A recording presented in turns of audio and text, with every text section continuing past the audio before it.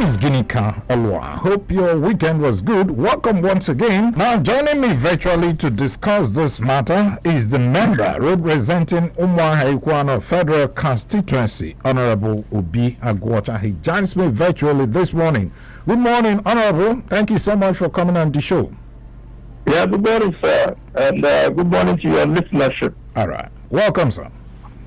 Thank you, sir. How is Abia State? Abia is doing very well. And I'm sure you are in Abuja having, doing what is. Welcome, We're sir. having rain. Yeah. Rained in Abuja for 3 days straight. Oh, You know? all right. Okay. Yeah. All right. Welcome. Now, let's start off this way. Let's look at that letter that yourself and other of your colleagues actually wrote to the president seeking the release of Mazen Nnamdi Kanu. What actually raised the consciousness of your colleagues to write the president seeking the release of the IPOB leader at this point? Well, thank you very much again. I'm so proud of my colleagues for standing up with me to write to the president, to appeal to him, to invoke Section 174 of the Nigerian Constitution as amended, and as well to invoke Section 1071 of the Administration of Criminal Justice Act 2015 for the release of the leader of the indigenous people of Biafra, Mazi Nnamdi Kanu, from detention, which will aid the restoration of peace in the Southeast and indeed Nigeria. As of today, because of the success and the courage that the initial 50 members have shown, an additional 150 members may join us, including the entirety of the Southeast caucus of the House of Representatives. So we are making tremendous strides and efforts to see that we have as many more members as possible to join us in this effort. It is a combination of 1 year of tireless work, of me leading the effort for the unconditional release of my constituent, Mazi Nnamdi Kanu. When I ran for federal house, one of probably the singular item thing that I said that I would do as a member of the House of Representatives is to bring to the fore the issue of Mazi Nnamdi Kanu, and that nobody that in the Igbo language that from speaking about Nnamdi Kanu and to seek a political solution for his unconditional release. So God has stepped into this matter, and I believe within the shortest possible time that all this will come to a fruition. I've also consulted, the consultation going on with critical stakeholders in Nigeria, Okay. To ensure that there's a consensus on how to effectively release him. The court has given us a template on how to do that with the other persons, like the leader of Meteyala, Sunday Boro, so in the manners that they were released by the determination of the court. So the court has effectively said they believe that a political solution should be brought to bear on this. So we appreciate the court from taking that position that we have for long. So there are critical stakeholders that we are also engaged with and meeting. Even most of them may have had, we may have had a wrong perception about them in the past. But you know what they say, when it's time, when it's God's time, all things work for good. Those who believe in Him.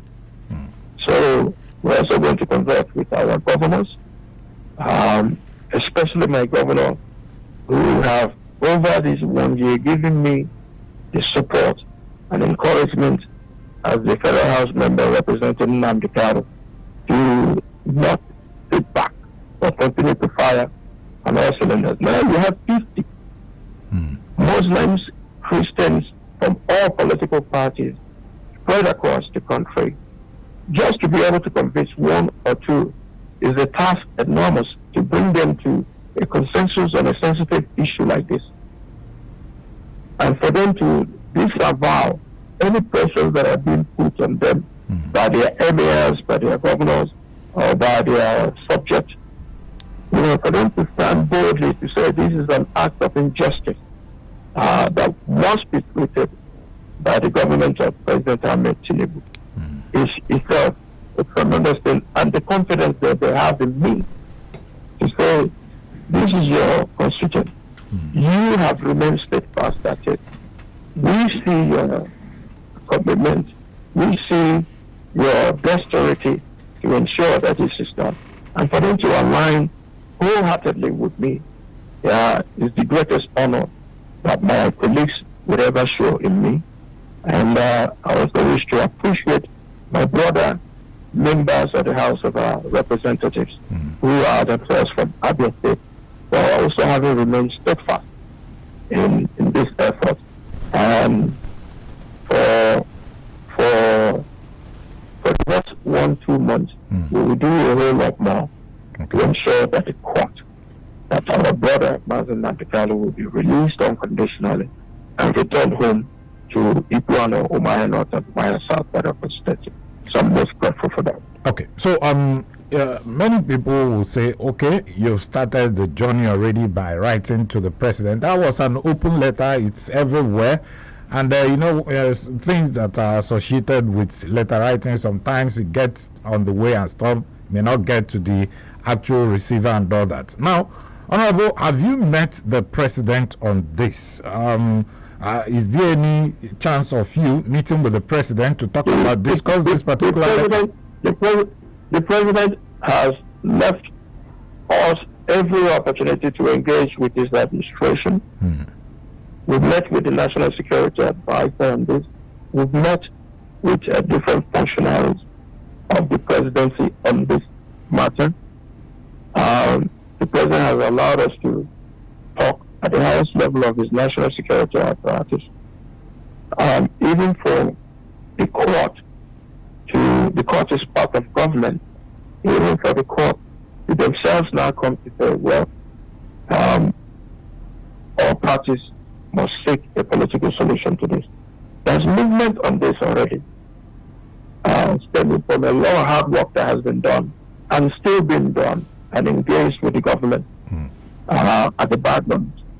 So this is National Assembly saying, we believe in justice. We believe in the plea of the member representing Iguano, Umaya North and Umaya South.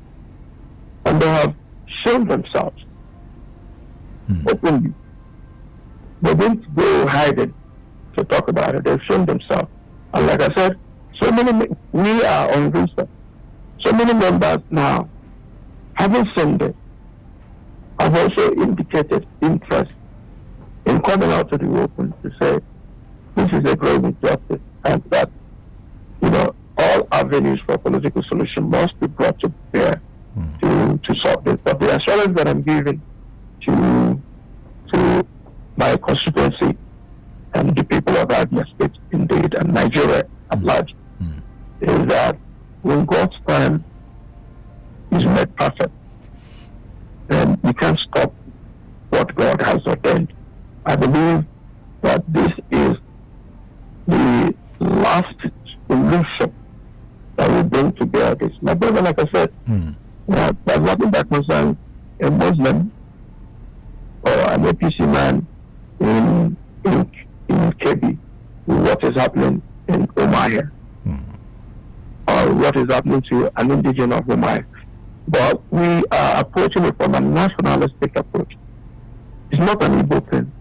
It's a Nigerian thing. Nigerians being represented by their representatives are saying that this is what Nigeria wants. And my brother is a train that has moved and is not coming back to the dock until Mazen Nantikalu is unconditionally released. And I believe the president is a listening and attentive president, and he will do the needful. And let me also tell you, there are so many people in the past who themselves were against in any form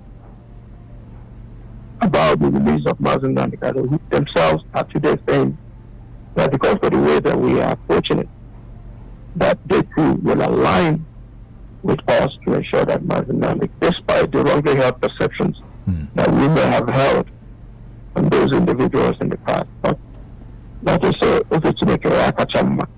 So as of today, I am most pleased and most delighted with the confidence reposed on me that my members, our colleagues, who themselves are saying, on this we stand with you, Obi Agboke. On this we stand with the people of Iguano, Maya North, and Upper South Federal Constituency. On this we stand with Abia State and Southeast in general to ensure the unconditional release of our brother. Okay, so Honorable, looking at that letter you and your colleagues wrote to the president, I saw names, just like you rightly pointed out, names that are not Igbo. I mean, when you look at the name, somebody from KB and the rest of them. And coming back home, yes, I saw some Igbo names, those from the Southeast region. But when you look at it critically, there's a name obviously missing there. That should be the Deputy Speaker of the House of Reps. He should be at the forefront, or is he not part of this letter? I didn't see him as one of the signatories. He is. Like I said, even yesterday, we had an emergency caucus meeting on the Southeast, where the Southeast also resolved to be a part of this. That's why I was saying to you that the initial letter, those who signed it, are those that I personally have consulted one-on-one, and they have agreed. They agreed despite the fear of the connotations that may be brought to bear by their constituency. Imagine somebody from, like, I'm just saying, like KB, from Sokoto, from Plateau, where they are more even influenced by mundane traditional issues or religious issues. But they have said no, that this is a plight for justice. Now, with the Southeast coming on board, the remaining members of the Southeast Caucus, who, like me, I'm a member of the Southeast Caucus, the remaining members of the Southeast Caucus have equally resolved that this is a burden that they must also share.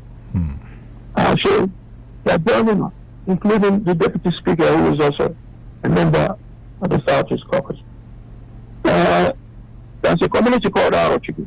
There are many ways you go to Arochukwu. I am not perturbed on which direction everybody comes, finds their way to Arochukwu. What I am concerned about is, let us get started on our journey and to get to Arochukwu. So we will all get there together, including with the Deputy Speaker, and most importantly, including with the Speaker of the House of Representatives. This is an issue that has come to stay. And like you said, like people will say online, it's trending, it's the most trending news all over the country today. And it will do so for the foreseeable future. But the confidence that these people have, and the love that they have shown me as my colleague, even those from Abia, being steadfast with this issue is immeasurable. And also, from a personal experience, the love that my governor and encouragement and the support that OT has shown to me on this, right from even the campaign time, when I was running around, when I was campaigning, I didn't say, I'll do this, I'll do that, I'll do that. The next I would do capital projects. Within the next week or two, the capital projects will be funded. People will say, but the fundamental job of a representative is to make laws. And the fundamental job of a representative is to advocate for his constituents. And I said, I will advocate for Mazen Namdi. Where nobody will speak for him, I will speak for him. Where nobody will seek to bring members, because Nigerian Assembly is a consensus building. We don't stand alone now. You need to build consensus. And consensus is built when people trust you. when people believe even passing a bill or a motion demands that you lobby, that you have consensus.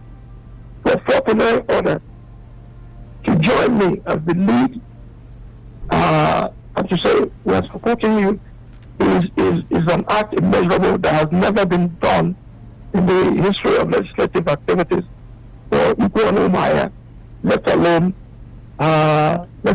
in the Southeast. So I'm very optimistic, and the more the merrier that people see this as a veritable platform for us to achieve it. It doesn't matter who takes glory.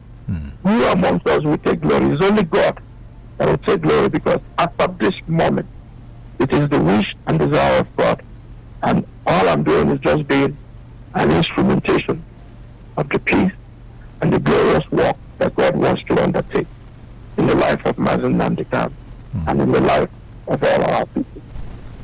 Okay, so let us also talk about issue of some well-respected Igbo leaders in the past. I recall that the late Mbazulike at some point met with President Buhari and some other leaders. Even at some point, Baribe, took him on bail and all that. There have been several Igbo leaders who have been on this case, and even before you took up this challenge, so many Igbo leaders have taken on this. In fact, they have reassured Igbos, the Southeasterners, that they are on this matter and very soon it will be resolved. If actually that was the situation, is it that you and your colleagues, the lawmakers, you did not believe them? Why did you now decide to go on this, on your own, while you make other consultations and all that? Because they have always repeatedly assured Southeasterners that they are on this matter. Is it that you didn't believe them? Why did you now decide to take up this?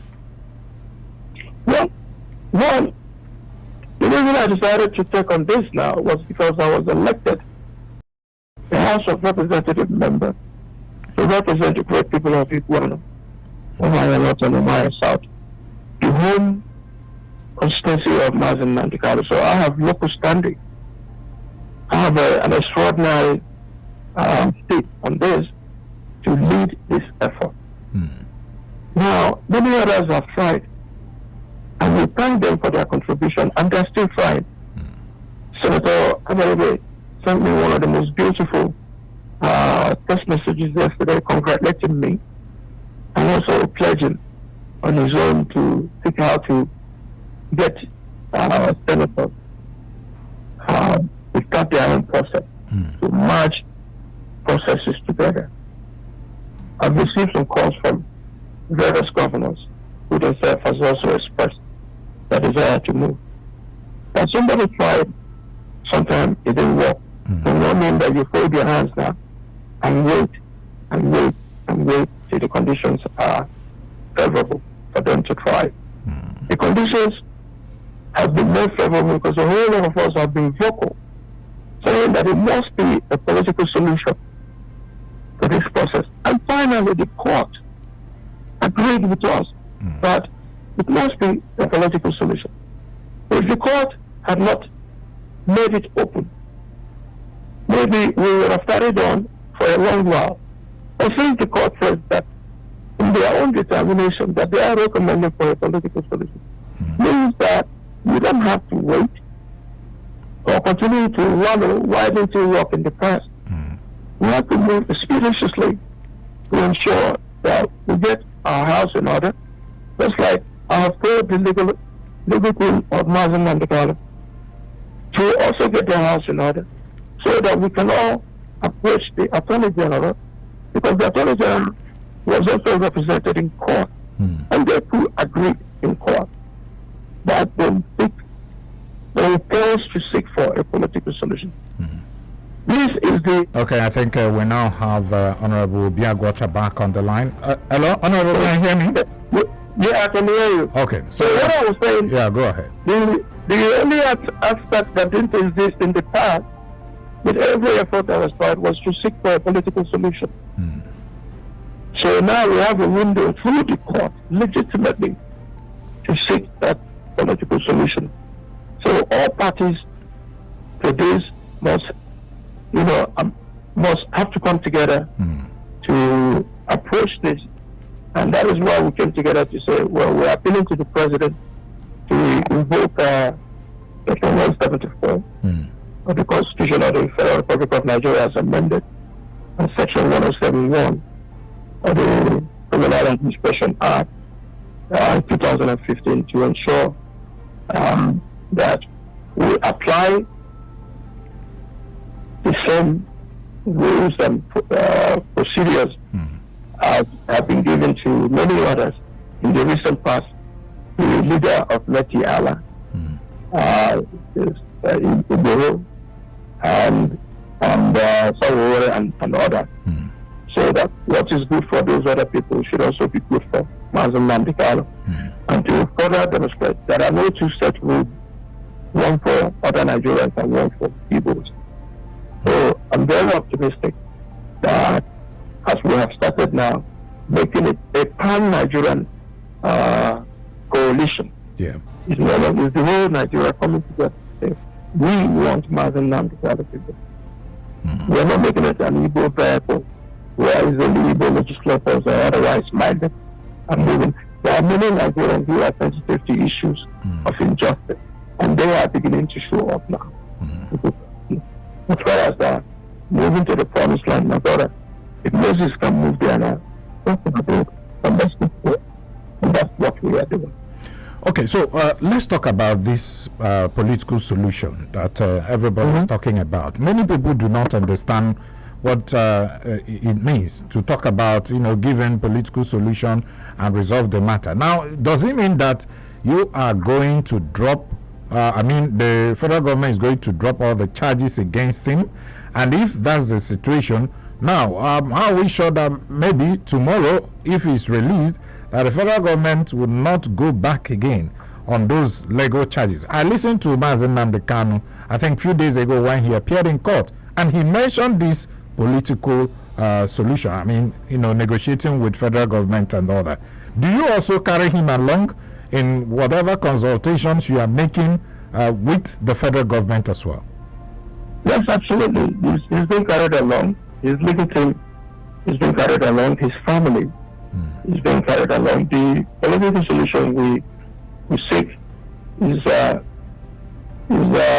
Section 174(1) of the Constitution, and like I said, Section 1071 of the Administration of Criminal Justice Act 2015. And what it means is that we are asking the President to direct the Attorney General of the Federation, February, to revoke his powers of non-prosecute, meaning he's dropping out the charges. When he drops, and the dropping out the charges and allowing the court to withdraw or dismiss the charges, then that means Nnamdi Kanu cannot be rearrested on the same charges again, and neither will the federal government go after him unless there are new and competing issues that are coming up. So, most importantly is that everybody is carried along. Like I said, in court, the judge recommended the aspect of seeking political solution. The Attorney General was represented in court by the prosecutor, who also accepted in court that they are willing to seek a political solution. The Nnamdi Kanu lawyers were also in court, and they also accepted. Now it's for us on the political side to move this so that the president will be still encouraged to do the right thing, as he had done in the past for others that are not Mazen Nnamdi Kanu, so that at the determination of the court, Mazen Nnamdi Kanu will be dismissed and acquitted and released, unconditionally released from detention. That is where we're going. Okay, because you know why I asked this? You remember the last time he was released, that was on bail anyways, and now he was actually rearrested, saying that he jumped bail and all that. So that was why I asked if he's going to be discharged and acquitted. Yes, the matters that led to his rearrest were matters of Well, in the determination of the court said he jumped bail. He didn't jump bail. You and I know that he didn't jump bail. He merely removed himself from a very difficult situation of, being assassinated. But now, if the Attorney General agrees to invoke Section 174 and 17 of the Administration of Criminal Justice Act, all those charges will completely drop. The Attorney General will not say that he's no longer prosecuting him. And then it will be now at the determination of the court to say, well, the federal government is no longer prosecuting you. And then the matters will all be dismissed, and then he will be acquitted, and he can be released unconditionally from detention and then be with his family and his people. So I do not exercise any fear there. Where I have a bit of concern is how soon it will be done. But I verily believe, as the judge said, that when the matter reopens on September 24th, it is assumed or implied that we would have had time enough to give both parties, the Nnamdi Kanu legal team, the federal government prosecution team, the critical stakeholders, as we are doing now, would have had enough time to look at this. And like I said, more consultations are going. We are talking with Ohaneze, the Apex organization. We are talking with the religious community, the Christian Association of Nigeria. Most importantly, we are talking with our governors, state by state, to be led by my home state governor, Dr. Alex Oti, who has shown tremendous support and encouragement on this. And then we are talking with critical stakeholders who themselves are not from the Southeast. All of them effort to see that the bedeviling situations and conditions that held Southeast down, restlessness and other stuff that is nipped in the bud, and that those who are using Nnamdi Kanu as a basis of their agitation to committing high crimes and criminality, banditry and assassination, are themselves known to be the criminal elements that are using his name in killing and destroying the little peace that we have in the Southeast. Overall, I think it's a good day for Ikwan Umahi. It's a good day for Abia State. That my constituent, Mazi Nnamdi Kanu, is being given the time of the day by political leaders and themselves putting. There are so many House of Reps members who their heart is for this, but are themselves afraid that they will be assassinated, they will be done this, they will be done this. Their areas will call them to order. Their religious, their traditional rulers and all the stuff, their governors. No, but they're standing firm and bold. Because this is a critical and sensitive national issue that demands our urgent attention, and are expressing it. So for me, I'm only too happy that my colleagues have found me worthy to trust me and to believe in my intuitions and to believe and to be able to rest their confidence in me.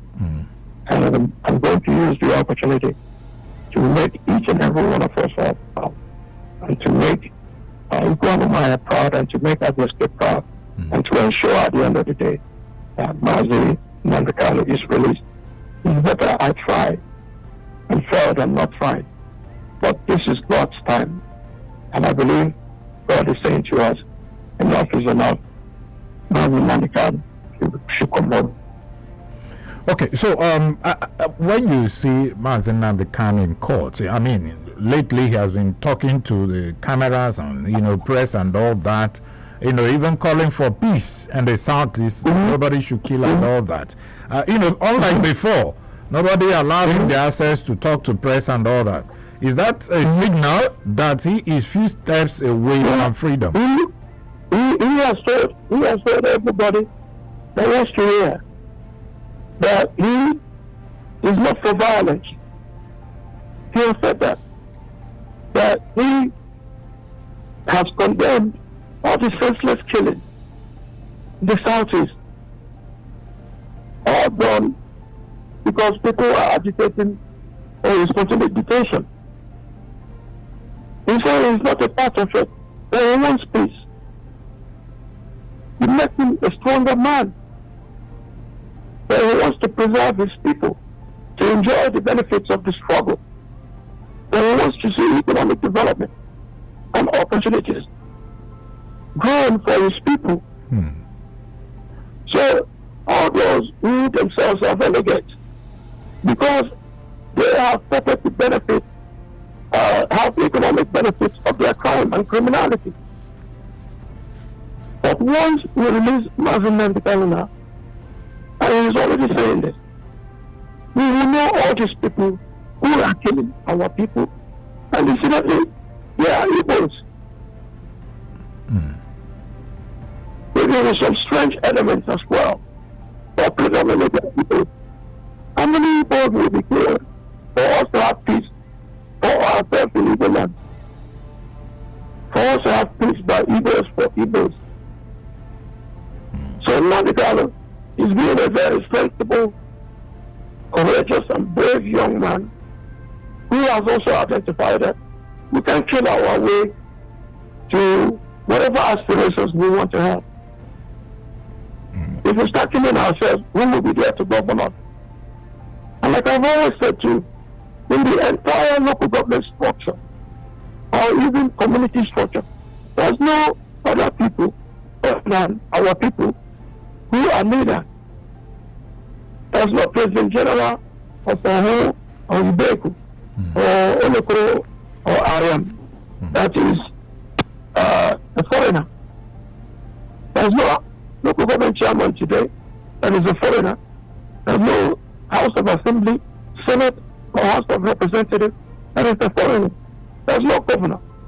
So if we have any deficiencies within our economic policies or projections of development up and down, so why will we kill ourselves when we can all come together and have peace and stability in Igbo land and develop Igbo land to be the oasis? And we verily believe that it could be. So Nnamdi Kanu has done his own part to draw attention to the plight of Igbo on a global scale. To also draw the attention of the political leaders of Igbo land and the plight of Igbo. So he's done his own bit. It's for the political class to now wake up to begin to help to salvage our people, to work for our people, to develop our economic and political space, and to make our people happy. Like my own governor, yes, I'm biased now. You may say, you have expectation of bias that I'm trumping OT, but he's doing fantastically well now. Maybe because he's your party man? He's not a party man, he's my leader. He's my leader, and he's my all-out. And probably you may not have done anything bad in your eyes, Honorable. No, it's not true. It's not true. But I am not one of those that will come to the marketplace in the South. But then I have tremendous respect for each other. We have our mechanism to reach each other, where I will express my view, and he will also express his views. And where his view is superior to me and to my views, I will accept. I will accept. He's not a man that goes about and says that he's untouchable. No, he's not, man. People meet him, and he listens, and he pays attention, and he does the right thing. So, if we have many of OT in the respective states of the Southeast, there would not be the Mazi Nnamdi Kanu agitating, or if there were, the agitations would not be as grave and as punishing as it is today. Okay, so okay, so go ahead. Honorable, with all the effort you're making right now, together with your colleagues at the House of Reps and the National Assembly as well, should the federal government refuses to yield to your demand to release IPOB leader, what other strategy are you going to apply? No. Well, there's no other strategy. That the court has given us a direction. We've been guided by the court. Before, you can remember many times I've been on the show, I kicked out a political solution. But there was no traction then now, because the court were not listening to it. But now the court is saying, we will listen to any proposal that seeks to bring about a political solution to the end of this. So it's for us to present it to the court. And that also tells you that I am not in the court, but it can also mean that the weight of the evidence so far being presented may not be sufficient enough to convict President Nnamdi Kanu. It's possible, but nobody wants to take that chance.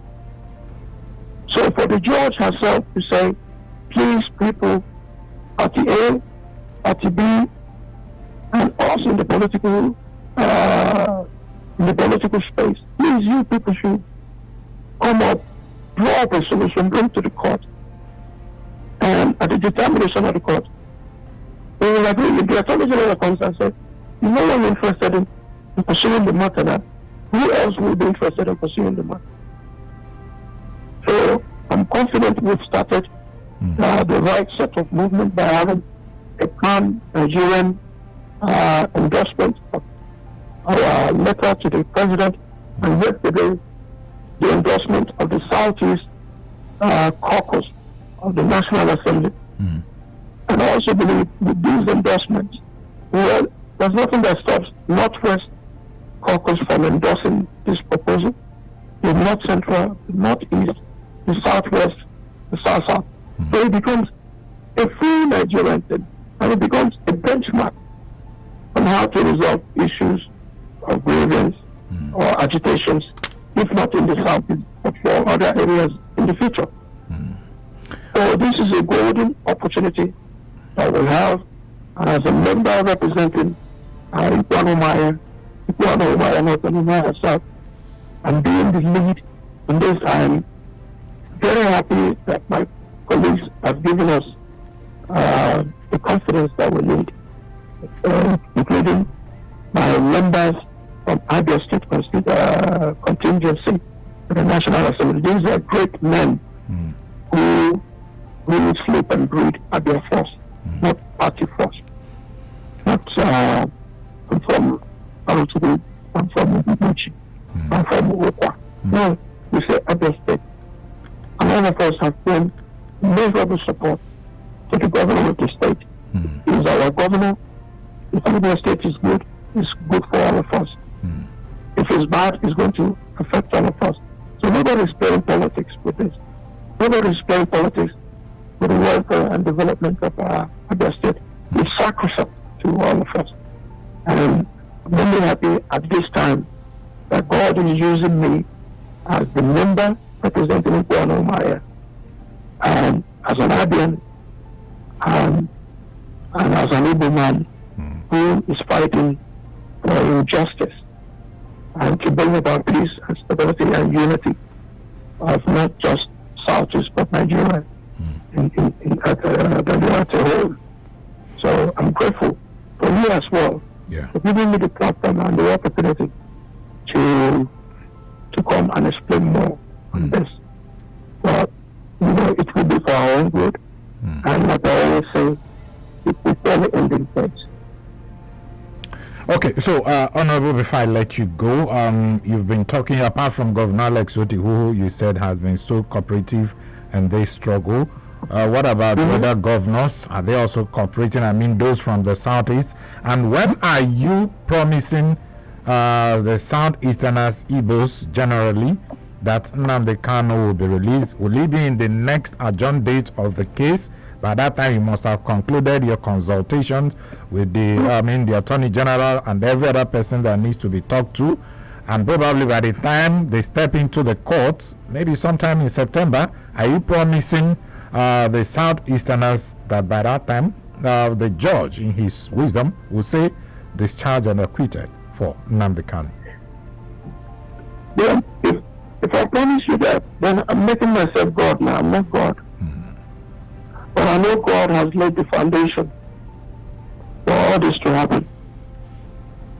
God has laid the foundation for Northerners, Muslims, across political parties to join. It wasn't there before now.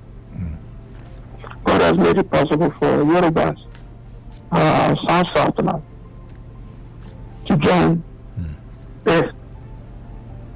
So what we are going to do is to continue to work hard to consult so many people as possible. There are so many people along, including the family of Mazi Nnamdi Kanu. We must carry everybody along, including his legal team, including the prosecution team and the court. We have made an appeal, a sensitive and critical appeal to the president. And like I said, this president has remained in the past a listening and attentive president. I don't think the president will see the supplication of all these many stakeholders coming together to say, please do this. And then he refuses. If he refuses, then that's the manifestation of the mindset of bias against the Igbos. But I do believe that he doesn't have that mindset of bias against the Igbos.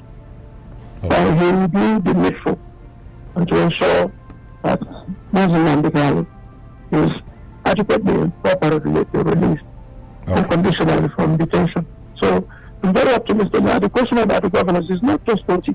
Last night alone, I received 3 calls from Southeast governors and about 4 calls from the Northern governor, South governor that we recently visited sometime, and another from the Southwest governor who is interested in the matter.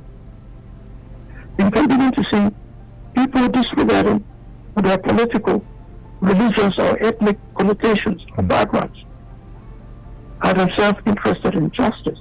And that is the beautiful thing about democracy. So that when one is crying, the others come to console that person. And I'm not saying that any other way may have not worked, but I strongly believe that giving a national coloration to this is the masterstroke in our effort to engage Mr. President for the release. All right.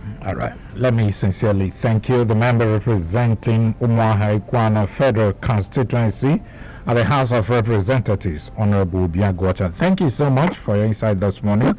We do really appreciate it. Thank you very much. I really appreciate it. Thank you. And thank you to your listeners. I do appreciate it. Thank you.